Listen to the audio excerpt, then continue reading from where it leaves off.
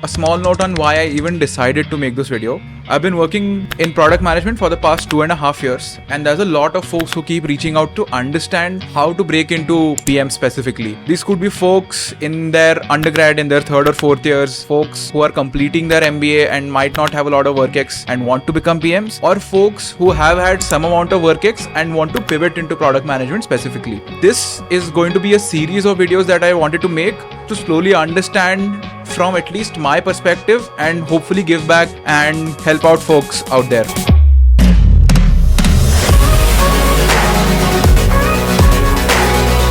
A small disclaimer before we start the video. This video will mostly revolve around my experiences in product management. My perspectives and thoughts will also be mostly around early career professionals. I'll just briefly talk about my own background and how I actually ended up here. So I graduated from Manipal Institute of Technology in 2023 with a degree in mechanical engineering. I had zero experience in coding. The only time I had done coding was in my first year C programming class, and that was it.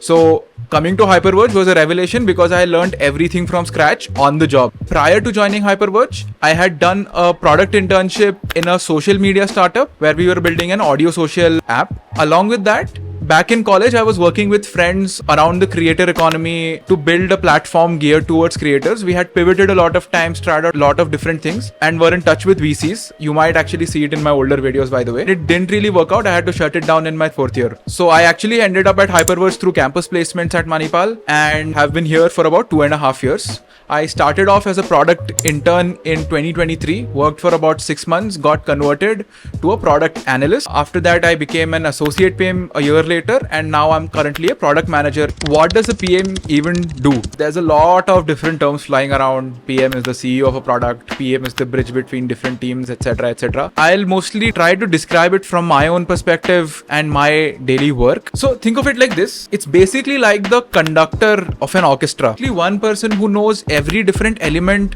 that needs to go into that orchestra. There are lots of different people who are playing roles to get the entire orchestra work in one fashion. Just to describe my own daily work, I usually work very closely with almost every team. I work closely with the strategy team in terms of GTM and positioning of our products. I work closely with engineering, design, and AI to build out the product itself. We usually work closely with marketing, with sales to push the product to market and see adoption for those features. To break it down, the PM is usually the one person who has complete context from a GTM perspective and from a technical perspective on what goes in. And that is really important because there's going to be improvements for a product every time. There's going to be a lot of feedback that is coming in, and it is very important for you to know exactly what goes into that product to make the correct decision. Whatever decision you make is usually implemented across that product, and it's important that you as a PM know exactly what you are doing. So I'll just try to break down how a product team is usually also structured. There are different types of teams within the product team. There's usually technical product teams, TPM, which is very technical focused and more inward focused. So it will mostly be very engineering heavy, and most of the folks are actually from a software development background. There are more growth focused PM roles as well, which focus mostly towards GTM. It does not mean that you're not going to be technical. You own the entire piece and you have to do a lot of technical work as well. But the outcome expected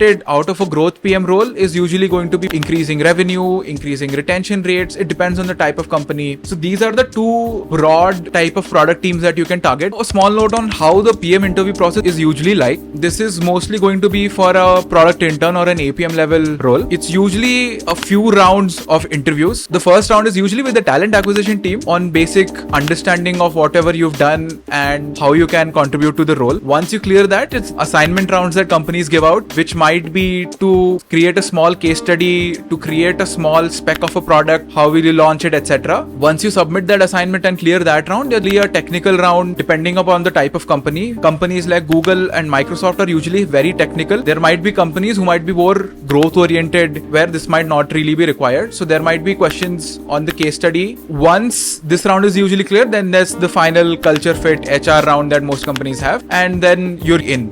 So this is high level on what the process is like. How to exactly even prep for this interview. On how to tailor your resume, something that I have followed and my seniors have helped me out with was to always focus on quantifying every single point. So instead of saying I've done XYZ at XYZ club or at XYZ internship, quantify it. What was the impact that you brought in? For example, I increased user retention X% by doing this activity. Revenue went up by X% because of this specific feature that I made. This usually helps folks to understand what you actually bring to the table and helps you stand out from the crowd. Assignment, much more straightforward. One thing to always note is that interviews usually know if this was AI generated or if this is not original. So it's very important to do a lot of research into creating your assignment. Assignments are going to be around topics of creating a certain product or a certain feature to solve a problem in a platform like YouTube, Google Maps, or the company might actually give you some assignment to work an idea on their own product. Once you clear the assignment, there's technical round. I'd suggest, as I'd mentioned earlier, refer to resources. If you're from a computer science background, it might be easier. For a person like me who was not, I'd recommend you to read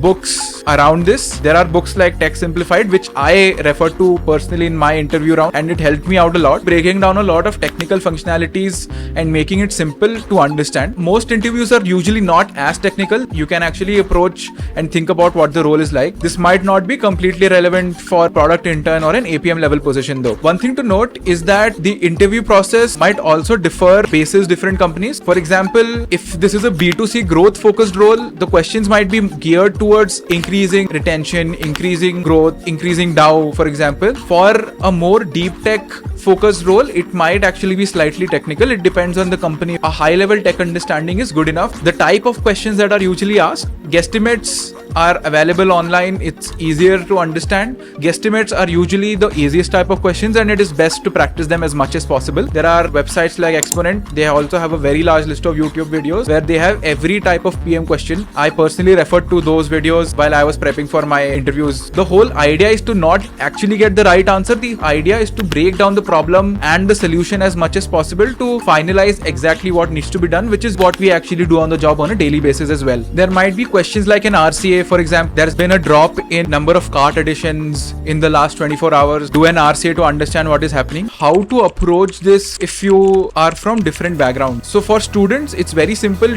Work on a lot of side projects, build things, basically showcase the ability to understand tech, design, GTM, etc. from one lens. The easiest thing is always campus placements. That is the fastest way, probably the simplest way to get into product management than the other routes. Applying off campus, there is a lot of noise, there's a lot of applicants these days, and getting in is just significantly more difficult than it was, say, in 2021 or 2022. Unfortunately, with the current market scenario across the world, there's a very big dip in the total number of roles that are available and total number of good roles that are available, which means the easiest path, if you are already in a company, you can just shift teams. If you're from a software development background, the easiest thing would be to actually just shift to the product team. And for folks coming in from a software development background, TPM might be the simplest to get into because it's going to be much more familiar to what they are already doing. For folks from a more business oriented background, a growth PM might be easier to understand and break into.